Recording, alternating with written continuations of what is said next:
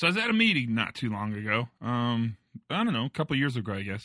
And I heard somebody say something that I've never forgotten. And that is, what is it that we're all knowing and not saying? And then they paused and said, what is our collective amnesia?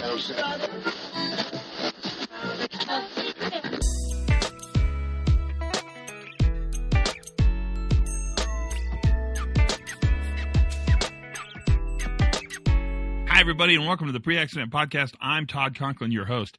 Today, let's talk about the difference between noticing and knowing, or not noticing and not knowing, depending on how you want to talk about it.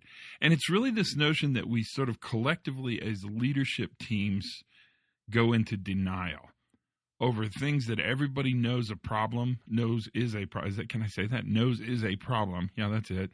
But nobody knows how to handle the problem, or the problem's too wicked to solve, or the problem is beyond the scope of our ability, and so therefore we don't tend to talk about it or recognize it or even claim there's an elephant in the room. That's the difference between noticing and knowing. And what I would suggest is that all of us have the ability to notice, but we're all striving to improve our ability to know. And ultimately, the question I think you want to ask at a fundamental level is, what is it we're not talking about that we should be talking about? Or as Gabe once told me, my friend who works in locomotives, what questions do I need to be asking my boss in order to get my boss to ask me the questions I need for him to ask me? Do you follow all that? It's pretty significant when you think about it. Ultimately, we have to move beyond noticing to knowing. We have to move beyond seeing but not reacting to seeing and reacting. And where this leads us always is to the idea of improvement. Our job is to make our organizations constantly have the ability to improve upon themselves. That's what we do for a living.